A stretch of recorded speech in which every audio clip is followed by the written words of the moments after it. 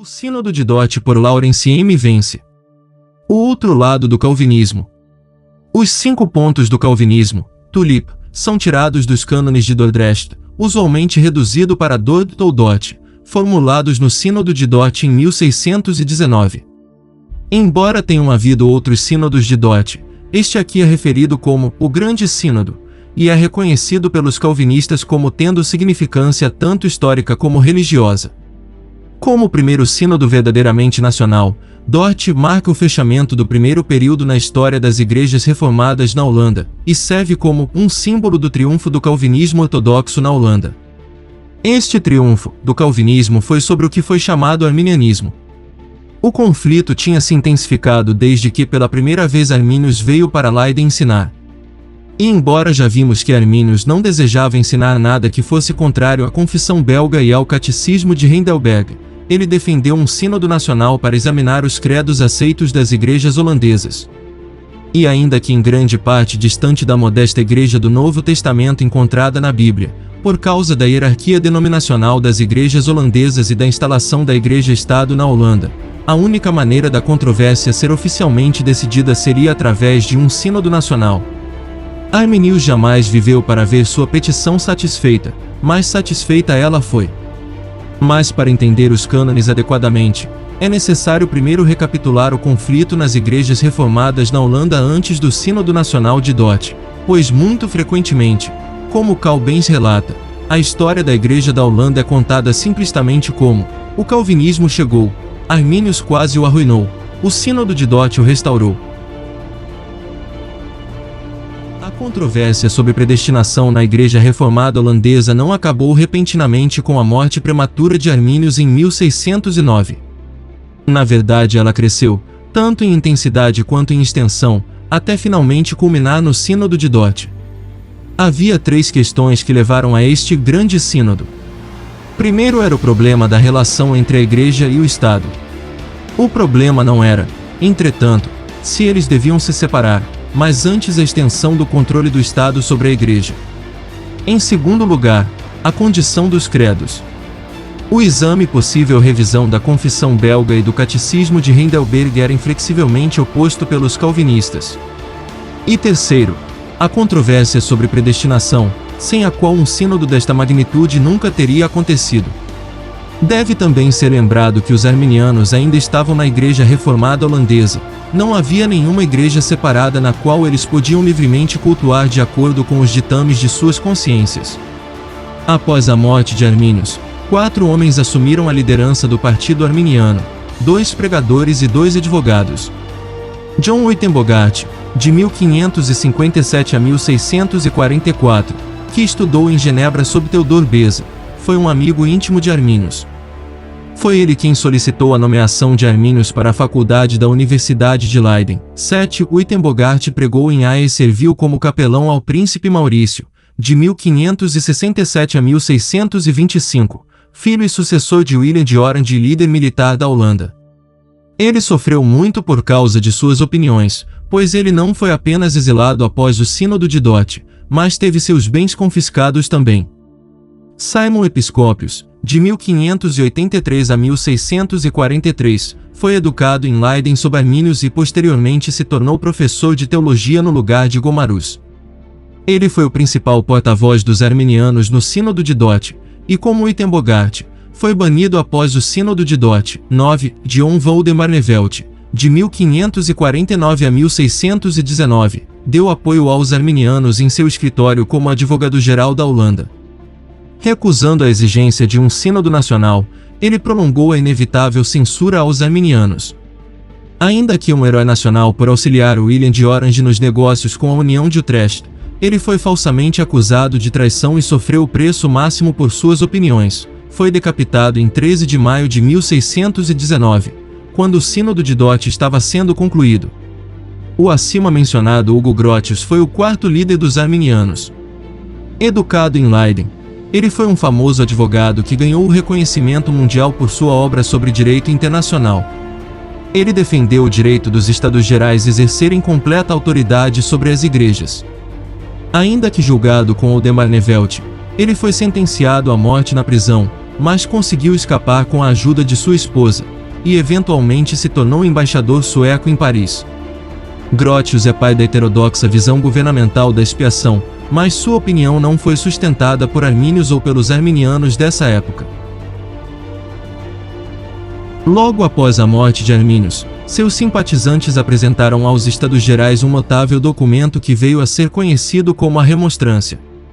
Em 14 de janeiro de 1610, uma reunião privada de 46 ministros arminianos foi realizada em Gouda, instigada por Uitenbogart. Aqui uma remonstrância, um protesto, contra o calvinismo foi redigida por Uitenbogart e assinada por esses presentes. A remonstrância criticava doutrinas calvinistas porque elas não estavam contidas na Palavra de Deus nem no Catecismo de Heidelberg, e não são edificantes, são até mesmo perigosas e não deviam ser pregadas ao povo cristão. A remonstrância também ofereceu 5 pontos afirmativos da crença arminiana. Estes 5 artigos, dos quais o texto completo pode ser encontrado no apêndice, podem ser resumidos como segue. 1. Deus decretou salvar aqueles que irão crer em Jesus Cristo e perseverar na fé, deixando no pecado os incrédulos para serem condenados. 2. Jesus Cristo morreu por todos os homens, proporcionando redenção se alguém crer nele. 3. O homem está num estado de pecado, incapaz de si mesmo fazer qualquer coisa verdadeiramente boa, mas necessita ser nascido de novo. 4. O homem não pode sem a graça de Deus realizar qualquer boa obra ou ação, mas esta graça pode ser resistida. 5. Crentes têm poder para perseverar, mas se eles podem apostatar-se, isso deve ser mais particularmente determinado pelas Sagradas Escrituras. Logo depois, Uitenbogart foi o autor do que foi chamado o 6º ponto da remonstrância, seu tratado On the Office and Authority of a Higher Christian Government in Church Affairs, que traduzido é sobre o escritório e autoridade de um governo cristão superior em assuntos da Igreja, no qual ele defendia a completa hegemonia do Estado sobre a Igreja. A remonstrância foi entregue a Oldenbarnevelt e apresentada aos Estados da Holanda em julho de 1610. Isto foi em resposta direta à decisão dos Estados da Holanda em 23 de novembro de 1608, no que foi ordenado que qualquer ministro que tivesse objeção à confissão e ao catecismo deveria dirigi-las aos Estados, não a uma classe ou um sínodo local, e os Estados as remeteria a um sínodo nacional. Para assombro dos calvinistas, uma resolução foi proferida em 22 de agosto, declarando que os pregadores das opiniões expressas nesta remonstrância, estando no presente ministério, deviam ser livres da censura de outros pregadores, e que no exame de novos ministros, seguindo o costume da Igreja, os homens não deviam promover nada além dos 5 artigos, especialmente sobre a questão da predestinação. Os calvinistas posteriormente responderam à remonstrância aquele ano com 7 artigos no que ficou conhecido como a Contra-Remonstrância. Esta resposta calvinista, da qual o texto completo pode ser encontrado no apêndice, pode ser resumida como segue. 1. Pelo motivo de toda a raça ter caído em Adão e se tornado corrupta e impotente para crer, Deus tira da condenação aqueles que ele escolheu para a salvação, ignorando os outros. 2. Os filhos dos crentes, contanto que eles não manifestem o contrário, devem ser considerados como eleitos de Deus. 3. Deus decretou conceder fé e perseverança e consequentemente salvar aqueles que ele escolheu para a salvação. 4. Deus entregou seu Filho Jesus Cristo para morrer na cruz para salvar somente os eleitos. 5. O Espírito Santo, externamente através da pregação do Evangelho, opera uma graça especial internamente nos corações dos eleitos, dando-lhes poder para crer. 6. Aqueles que Deus decretou salvar são sustentados e preservados pelo Espírito Santo de modo que eles não podem finalmente perder sua fé verdadeira. 7. Crentes genuínos não seguem negligentemente as concupiscências da carne, mas desenvolvem sua própria salvação no temor de Deus. Os Estados da Holanda, em 23 de dezembro de 1610, ordenou que uma conferência amigável fosse realizada entre os dois partidos em A em março do ano seguinte. Conformemente, em 11 de março de 1611, 6 remonstrantes, como os arminianos foram chamados, incluindo episcópios e Uitenbogart, se encontraram com 6 contra-remonstrantes, como os calvinistas foram chamados, sob a liderança de Petrus Plancius e Festus Hominius, de 1576 a 1642. Os remonstrantes pediam tolerância para suas opiniões, os contra-remonstrantes, um sínodo nacional para declararem heréticas as opiniões deles. Todavia, nenhum acordo foi alcançado e a conferência terminou em fracasso 9 dias depois. Após a conferência em Haia, seguiu uma severa controvérsia entre os dois partidos que poderia ter sido evitada se as igrejas fossem independentes entre si e do Estado. Uma conferência similar entre 3 remonstrantes e 3 contra-remonstrantes foi realizada em Delft em 1613, mas provou ser um tão grande fracasso como a anterior. Em 1614 os estados da Holanda emitiu uma proposta de paz, redigida por Grotius, que declarava ilegal a discussão no púlpito dos 5 pontos disputados. Seguiu-se então uma guerra de panfletos passageira. Os calvinistas procuravam incitar o público contra os arminianos, denunciando-os com as costumeiras acusações de heréticos, pelagianos e socinianos. Mais exatamente como hoje, havia homens na Igreja Reformada que não se identificavam com nenhum dos partidos. A controvérsia se transformou em batalha política, com Oldenbarnevelt protegendo os arminianos e Maurício os calvinistas. Sempre houve tensão entre Maurício e Oldenbarnevelt depois que o último negociou uma trégua com a Espanha em 1609, mas após uma controvérsia entre Uitenbogart e Maurício, o príncipe publicamente tomou partido com os contra-remonstrantes em 1617. Em 1618 o caminho foi aberto para um sínodo nacional. Grotius e Oldenbarnevelt foram presos, e os magistrados remonstrantes foram substituídos por patrocinadores dos contra-remonstrantes. Foi decidido realizar um sínodo nacional em Dort, uma fortaleza calvinista no sul da Holanda. Nenhum sínodo nacional tinha sido realizado desde 1586, e nenhum outro aconteceria por 200 anos. Em 25 de junho de 1618, cartas de convite foram enviadas aos seguintes estrangeiros solicitando que enviassem alguns de seus eruditos teólogos como delegados: Rei Tiago da Inglaterra, deputados das igrejas reformadas da França, eleitor do Palatinado e Brandemburgo, conde de Hesse, repúblicas reformadas da Suíça, duques de Wetterau, República de Genebra, República de Bremen, República de Enden. Por ordem do rei, não foi permitido que os delegados da França comparecessem, então seus lugares foram marcados por um simbólico banco vazio. 2 delegados de Brandemburgo foram designados, mas não compareceram devido à oposição luterana. O Sínodo de Dort foi o maior sínodo das igrejas reformadas alguma vez realizado. Além dos 26 delegados estrangeiros, havia 60 holandeses, incluindo Gomarus e Ominius. Cunningham insiste que eles mesmos eram pessoalmente os teólogos mais talentosos e eruditos da época, muitos deles tendo assegurado para si mesmos, por seus escritos, um lugar permanente na literatura teológica. Mas ele também admite que os teólogos que compunham o Sínodo de Dort geralmente defendiam que o magistrado civil tinha o direito de infligir sofrimentos e penalidades como punição por heresia, mas que os arminianos defendiam tolerância e indulgência em relação às diferenças de opinião sobre assuntos religiosos. Assim, embora ambos remonstrantes e contra-remonstrantes aderiam a uma aliança igreja-estado, os remonstrantes não procuravam usar o Estado para punir seus oponentes. O Sínodo de Dort reuniu-se em 13 de novembro de 1618 e foi encerrado em maio de 1619. Por causa das várias nacionalidades presentes, todos os procedimentos foram feitos em latim.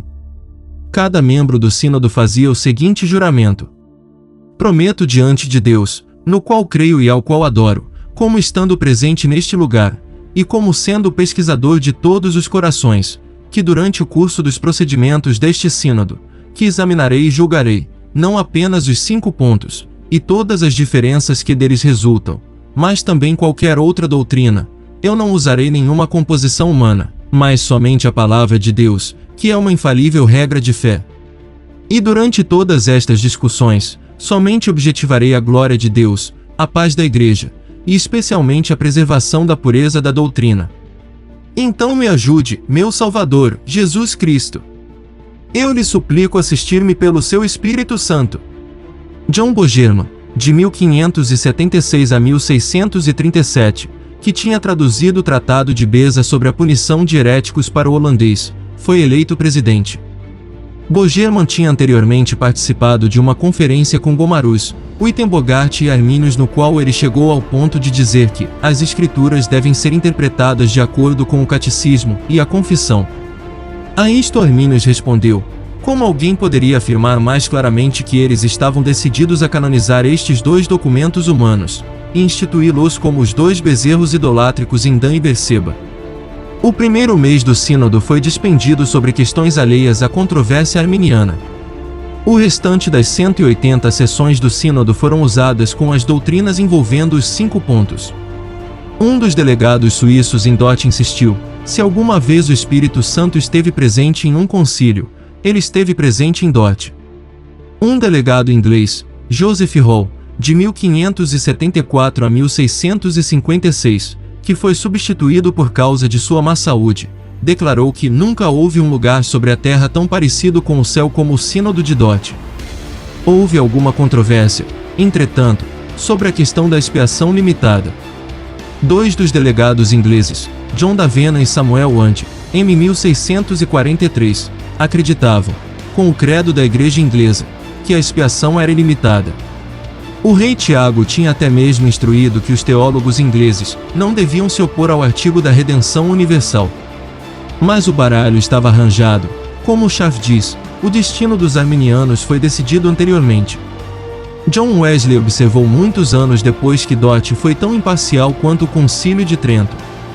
Em Matias Martinius, de 1572 a 1630, um delegado de Bremen que protegia os arminianos, disse que havia alguns divinos, alguns humanos, alguns diabólicos, elementos no trabalho do sínodo. Não é de se surpreender que o sínodo condenou as doutrinas arminianas como antibíblicas e emitiu os infames cânones de Dort propondo os 5 pontos do calvinismo. Havia 3 outros grupos representados no sínodo de Dort que não são frequentemente mencionados.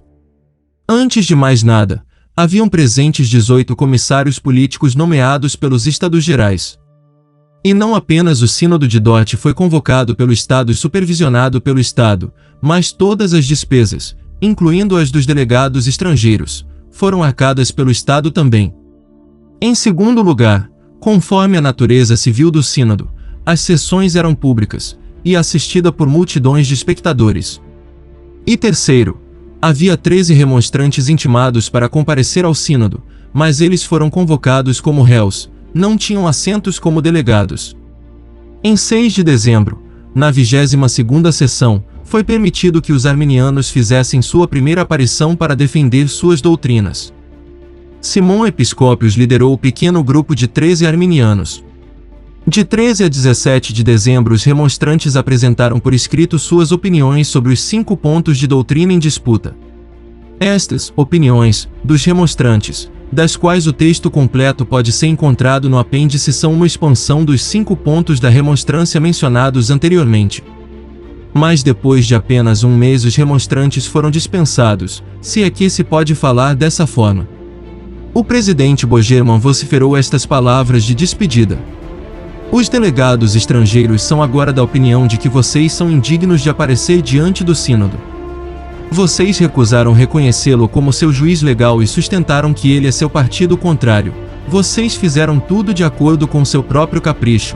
Vocês desprezaram as decisões do sínodo e dos comissários políticos. Vocês recusaram responder. Vocês incorretamente interpretaram as acusações. O sínodo tratou vocês indulgentemente, mas vocês, como um dos delegados estrangeiros expressou, começaram e terminaram com mentiras. Com este tributo nós deixaremos vocês irem. Deus preservará a sua palavra e abençoará o sínodo. A fim de que ela não seja mais obstruída, vocês estão despedidos. Estão dispensados, vão embora.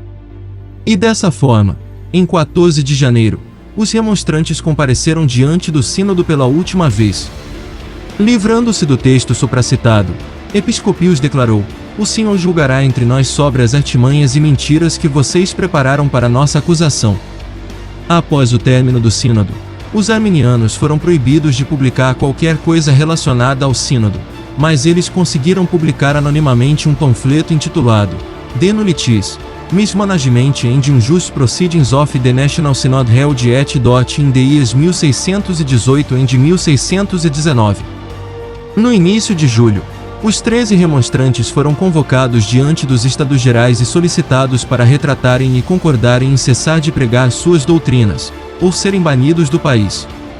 Mais de 200 ministros arminianos foram então destituídos de seus púlpitos e muitos destes foram banidos por recusar manter silêncio. Uma severa teocracia calvinista foi então estabelecida na qual somente o calvinismo poderia ser publicamente proclamado. Mas felizmente, foi de curta duração, pois após a morte do príncipe Maurício em 1625, os remonstrantes conseguiram permissão para retornar sob seu irmão e sucessor, Frederic Henry, de 1584 a 1647, e estabelecerem igrejas e escolas por toda a Holanda, com certas restrições. Eles formaram uma denominação conhecida como a Irmandade Remonstrante e estabeleceram sua própria universidade teológica. Dessa forma, os verdadeiros descendentes de arminios são os remonstrantes holandeses, não Wesley e aqueles que chamam a si mesmos de arminianos.